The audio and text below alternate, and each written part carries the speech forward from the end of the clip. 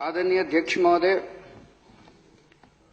इस वक्त दिल्ली में पूरे देश में अफरा तफरी का माहौल बना हुआ है।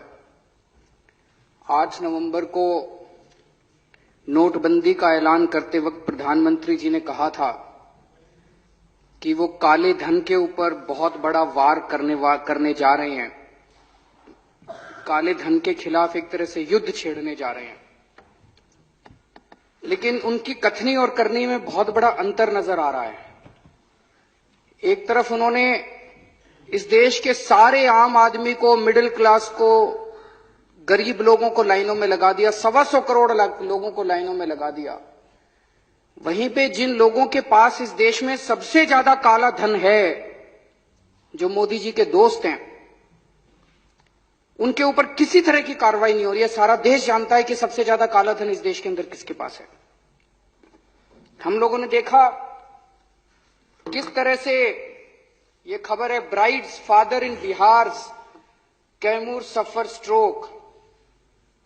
एक दुल्हन के पिता को हार्ट अटैक हो गया क्योंकि वो अपने नोट नहीं बदल पाया, उसके यहां शादी नहीं हुई। बेटी की शादी की चिंता को लेकर मां ने की खुदकुशी।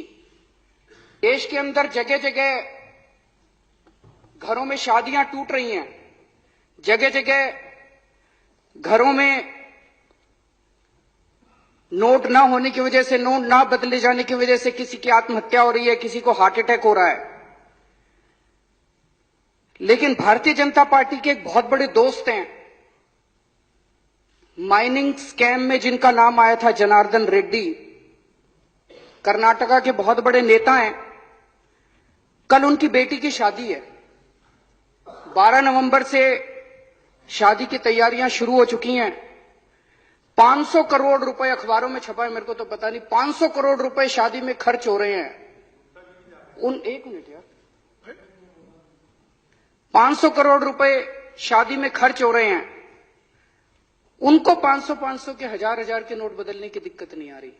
हम तो पहले से ही कह रहे थे, जो मोदी जी के दोस्त हैं उनके लिए कोई तकलीफ नहीं है, उनको सबको उनके अपने नोट बदले जाएंगे। तो ये हम जानना चाहते हैं, दिल्ली के अंदर दहशत फैली हुई है चारों तरफ। मैं मार्केट में गया, मार्केट में व्यापारी कह रहे हैं जी इनकम टैक्स वाले घूम रहे हैं, छोटी छोटी दुकानों पे जा रहे हैं, दुकान वालों के ठप्पे लगा रहे हैं।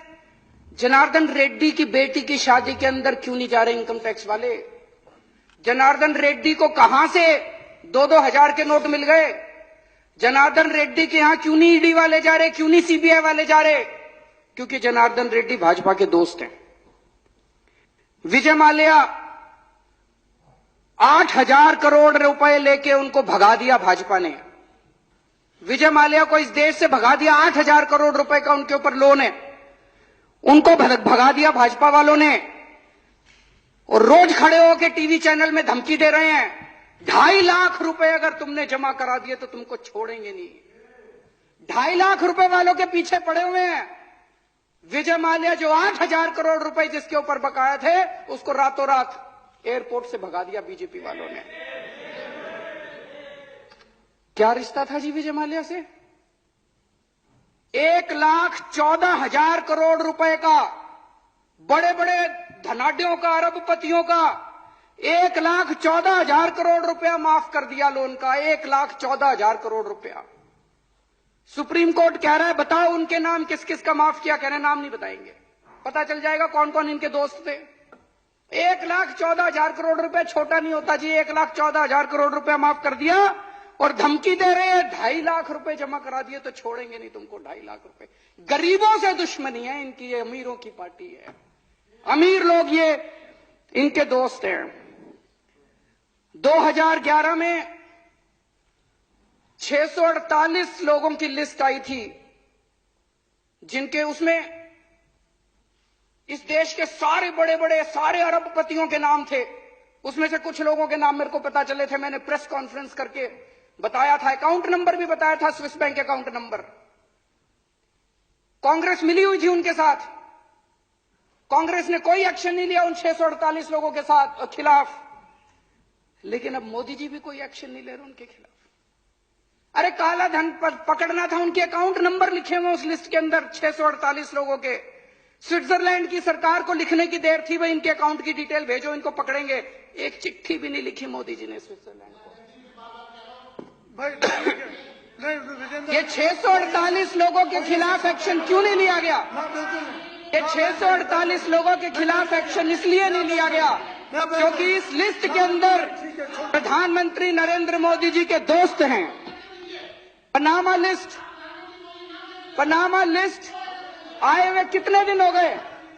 उस पनामा लिस्ट के अंदर प्रधानमंत्री नरेंद्र मोदी जी के दोस्तों के नाम है, इसलिए उन लोगों के खिलाफ एक्शन नहीं किया जा रहा। ये तरीका ठीक नहीं है। हम सब लोग जानते हैं ये तरीका ठीक नहीं।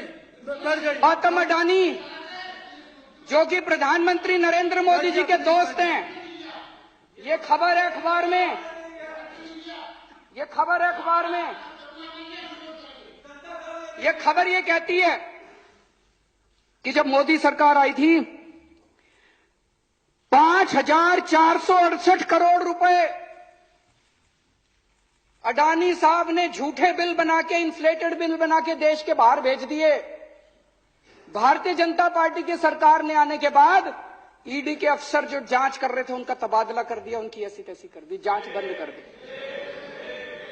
तुम 2.5 लाख जमा कराने वालों से पैसे लोगे, अडानी से पैसे नहीं लोगे। वो 5,468 में एग्जैक्ट अमाउंट बता रहा हूं, 5,468 करोड़ रुपए उसने देश से बाहर भेज दिए, उसके खिलाफ एक्शन नहीं लेंगे। आप कहते हो हम काले धन पे वार कर रहे हैं, तो आप काले धन पे वार नहीं कर रहे, इस देश के गरीब लोगों के ऊपर वार कर रहे हो आप, और आप अपने दोस्तों को बचा रहे हो। तो मन में यह प्रश्न उठता है, ये दोस्त क्या दोस्ती है? ये किस किस्म की दोस्ती है? कौन है ये दोस्त? इनके साथ मोदी जी की दोस्ती लेन देन की दोस्ती है, लेन देन की दोस्ती है। और आज मैं सबूत रखूंगा आज इस विधानसभा के अंदर। ये लोग मोदी जी को पैसा देते हैं और बदले में मोदी जी इनके खिलाफ इनकम टैक्स नहीं होने देते, नोटबंदी के पहले इन लोगों को बता देते हैं और इनका काम करवाते हैं। ये आज मैं सबूत लेके आया हूं जी।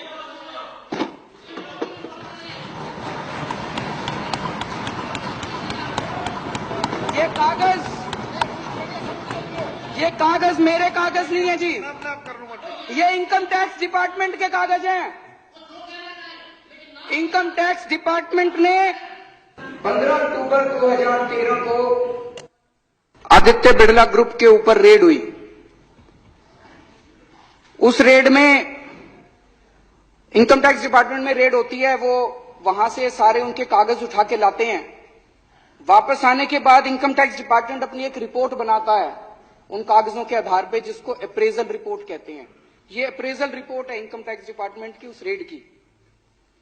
उस रेड में उनके अकाउंटेंट से पूछा इनकम टैक्स वालों ने, अकाउंटेंट का नाम कोई सक्सेना था। सक्सेना ने कहा जी मैं हवाला का पैसा लेके आता हूं, मेरे बॉस हैं उनका नाम शुभेंदु अमिताभ है, वो जिसको कहते हैं फिर मैं उनको पैसा जाके बांट देता हूं। शुभेंदु अमिताभ बिड़ला ग्रुप के ग्रुप एग्जीक्यूटिव प्रेसिडेंट थे। शुभेंदु अमिताभ के लैपटॉप, फोन, ब्लैकबेरी सब चेक किए गए, तो उनके लैपटॉप से एक एंट्री मिली। ये एंट्री है 16 नवंबर 2012 की। इसमें लिखा हुआ है गुजरात सीएम 25 करोड़ रुपए। गुजरात सीएम के आगे 25 करोड़ रुपए, ब्रैकेट में लिखा है 12 डन, 12 दे दिए, रेस्ट क्वेश्चन मार्क। तो शुभेंदु अमिताभ का स्टेटमेंट लिया गया, उनसे पूछा गया जी ये गुजरात सीएम का क्या मतलब है?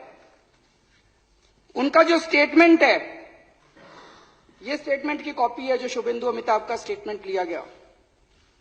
स्टेटमेंट में उनसे पूछा गया ये गुजरात सीएम का क्या मतलब है? गुजरात सीएम कौन था उस टाइम? नरेंद्र मोदी जी 2012 में। तो उनसे पूछा गया गुजरात सीएम का क्या मतलब है? बोले जी गुजरात सीएम का मतलब है गुजरात एल्कली केमिकल्स।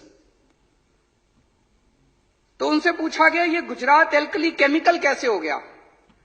सी और एम का क्या मतलब है? दूसरे क्वेश्चन में पूछा गया। तो बोला जी गुजरात एल्कली केमिकल्स। तो फिर तीसरे क्वेश्चन में उनसे पूछा गया भाई क्या आपने इसके पहले कभी गुजरात एल्कली केमिकल की शॉर्ट फॉर्म गुजरात सीएम कहीं भी अपने नोट्स में इस्तेमाल की है या इसके बाद कभी की है? कहते ना।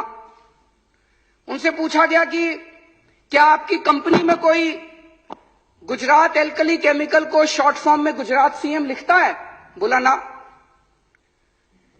तो ये उसके बाद इनकम टैक्स डिपार्टमेंट ने अपनी एनालिसिस की है। ये उसकी एनालिसिस की कॉपी है। एनालिसिस में इनकम टैक्स डिपार्टमेंट लिखता है considering the highly incriminating nature of transactions in the data retrieved from the laptop and hard disk of Shubhendu Amitabh and evasive replies and unsubstantiated claims made by him, it would be imperative for the assessing officer to scrutinize the data available in seized documents, including the laptop and hard disk, and determine the quantum of income concealed by Shri Shubhendu. इसका मतलब income tax department कह रहा है ये झूठ बोल रहा है। अप्रेजल रिपोर्ट उसके बाद असेसिंग ऑफिसर के पास जाती है और असेसिंग ऑफिसर फिर 2 साल लगा के उसकी इनकम का असेसमेंट करता है, ऑर्डर करता है। अक्टूबर 2013 में रेड हुई थी, उसके बाद 6 महीने बाद इनकी सरकार आ गई, तो असेसिंग ऑफिसर की हिम्मत नहीं थी जो इसकी जांच कर सके। उसके बाद तो इसकी कोई जांच नहीं हुई उसके बाद। और अब ये केस को रफा दफा करने की कोशिश की जा रही है। सेटलमेंट कमीशन में इस केस को भेज दिया और बहुत जल्दी ये केस खत्म होने वाला है। इस केस को रफा दफा करने की कोशिश की जा रही है। एक और बड़ी मजे की बात है, इसी रिपोर्ट के अंदर बिड़ला ग्रुप के जो पेंडिंग प्रोजेक्ट हैं गुजरात सरकार में, उनकी लिस्ट दी हुई है। इससे शक पैदा होता है कि आप ये पैसे ये काम करवाने के लिए दिए गए थे क्या? इसमें लिखा है levy of stamp duty matter has been taken up at the principal secretary level and through the honourable chief minister's office deputy collector stamp has been instructed from Gandhinagar not to initiate any action. मतलब कि मुख्यमंत्री दफ्तर, गुजरात के मुख्यमंत्री दफ्तर ने stamp duty ना लेने के आदेश दे दिए हैं। इनको गैस की जरूरत थी तो इसमें लिखा है गैस के लिए भी बात हो गई है। तो जो जो काम पेंडिंग थे गुजरात सरकार में उनकी सबकी लिस्ट दी हुई है। तो एक मन में यह शक होता है ये 25 करोड़ रुपए ये सारे काम करवाने के लिए पैसे दिए गए थे क्या? इसी के अंदर मोइली साहब की भी पैसे का लेन देन का है, जयंती नटराजन का भी पैसे का लेन देन का है। लेकिन सबसे बड़ी मजे की बात यह है, ये रेड हुई थी 15 अक्टूबर 2013 को। उस टाइम केंद्र में कांग्रेस की सरकार थी। कांग्रेस की सरकार को अगर नरेंद्र मोदी जी का नाम किसी इनकम टैक्स की रेड में मिला कि उन्होंने 25 करोड़ रुपए के लेन देन का बात है, तो कांग्रेस वालों ने तो पूरे देश में हमें हंगामा मचा देना चाहिए था। तब तक ये प्रधानमंत्री कैंडिडेट अनाउंस हो चुके थे, कांग्रेस वालों ने भी कुछ नहीं बोला। तो इसका मतलब कुछ ना कुछ तो डील हुई कांग्रेस और बीजेपी वालों के अंदर। कुछ ना कुछ कांग्रेस वालों को लगा होगा कि भाई अब इनका आना तो पक्का है, इनसे डील कर लो भाई, जब तुम आओगे तो रॉबर्ट वाड्रा का ख्याल रखना। तभी रॉबर्ट वाड्रा के खिलाफ कुछ हो नहीं रहा। ये तो पक्का बता रहा हूं, नरेंद्र मोदी जी का नाम है इसके अंदर। अभी एक और इसी तरह का इंसिडेंट हुआ। अगर ये एक ही होता तो लगता कुछ गड़बड़ है। 22 नवंबर 2014 को सहारा के यहां रेड हुई। एक कमरे से 130 करोड़ से ज्यादा का कैश मिला। वहीं पे कुछ कागज मिले, उन कागजों में भी नरेंद्र मोदी जी का नाम है। मेरे पास सारे कागज आए नहीं, इसलिए वो कागज आज रख नहीं रहा। अभी कुछ कागज आने बाकी हैं, कुछ ही कागज आए हैं। जब सारे कागज आएंगे तो दोबारा अगले सेशन में रखेंगे। लेकिन मोटे मोटे तौर पे मुझे तो पता चला है कि लगभग 400-500 करोड़ रुपए देने की बात है उन कागजों के अंदर। और कई नेताओं के नाम है, कई मुख्यमंत्रियों के नाम है देश के, उनमें नरेंद्र मोदी जी का नाम भी है। तो अभी सारे कागज आए नहीं है, सारे कागज आएंगे तो आपके सामने रखेंगे। लेकिन इसकी अब जांच कौन करेगा?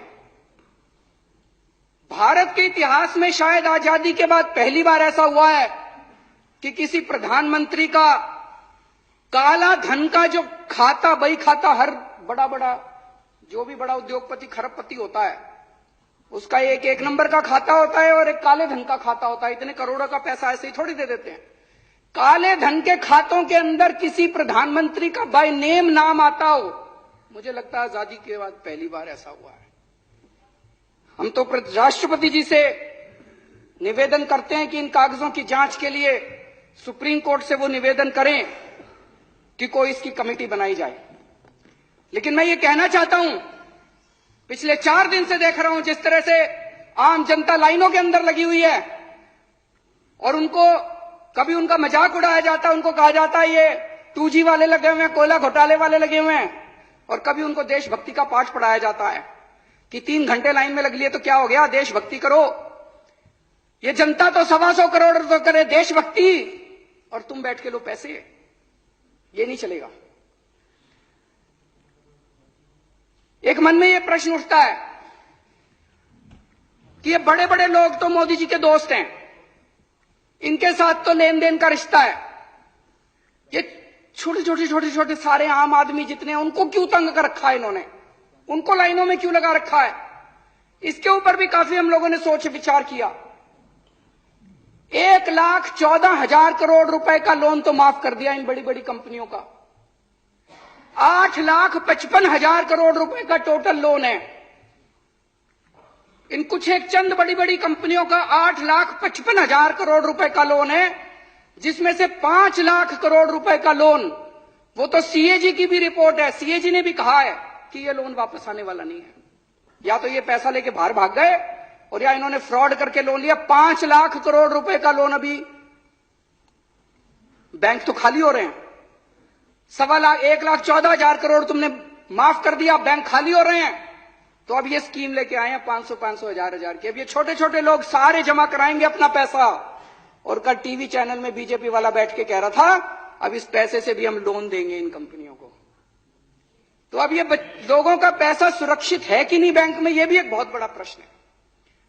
तो दोनों तरफ से लूट मचा रखी है। बड़े बड़े लोगों से पैसे खाते हैं और छोटे छोटे लोगों को लाइन में लगा के उनकी जिंदगी की सारी सेविंग्स बैंकों में चली जाएगी और ये उठा के इन 15-20 बड़े बड़े उद्योगपतियों को उठा के बैंकों में दे देंगे और फिर विजय माल्या की तरह उनको देश से भगा देंगे। मैं कहना चाहता हूं प्रधानमंत्री जी, आप अमीरों के प्रधानमंत्री हैं, आप अपने दोस्तों के प्रधानमंत्री हैं, आप काला धन वालों के प्रधानमंत्री हैं, आप गरीबों के दुश्मन हैं। जिस तरह से आज गरीबों की मुंह से निवाला छीन लिया। आप कहते हो कड़वी चाय पी रहा है एक गरीब आदमी, आपने काला धन की कड़वी चाय पिलाने के नाम पे उनको जहर पिला दिया आज पूरे देश के लोगों को। मेरे को याद है जब हवाला कांड हुआ था 90s में, आडवाणी जी का नाम आया था, केवल उसमें LKA शायद लिखा था, बस इनिशियल्स लिखे हुए थे। उन्होंने एक ईमानदारी की मिसाल कायम की थी। उन्होंने इस्तीफा दे दिया था। उन्होंने कहा था जब तक जांच पूरी नहीं हो जाती मैं नहीं। पूरे देश को गर्व हुआ था आडवाणी जी के ऊपर। आज हम देखेंगे कि नरेंद्र मोदी जी का नाम जब इन कागजों के अंदर आया है तो क्या वो अपने वरिष्ठ नेता आडवाणी जी से कुछ सीख लेंगे कि वो इन कागजों को दरकिनार करेंगे। अंत में मैं इस सदन के माध्यम से राष्ट्रपति जी से अपील करना चाहता हूं कि इस स्कीम को तुरंत वापस लिया जाए। काला धन के खिलाफ हम भी हैं। अगर दोबारा इस स्कीम को लाना है सोच समझ के लाओ। टाइम दो जनता को, 1 महीने का, 2 महीने का टाइम दो और सारी तैयारी करके लाओ। हम आपका साथ देंगे, अच्छा काम करो, हम आपका साथ देंगे। लेकिन आज ये जो स्कीम है, अगर ये वापस नहीं ली गई, ये पूरा देश बैठ जाएगा, इस पूरे देश की अर्थव्यवस्था बैठ जाएगी। इस स्कीम को तुरंत वापस लिया जाए और राष्ट्रपति जी से निवेदन करते हैं कि ये जितने कागज हैं इनकी जांच के लिए सुप्रीम कोर्ट को लिखें ताकि सुप्रीम कोर्ट के इसके ऊपर SIT बिठा के इसकी जांच कराए। बहुत बहुत शुक्रिया।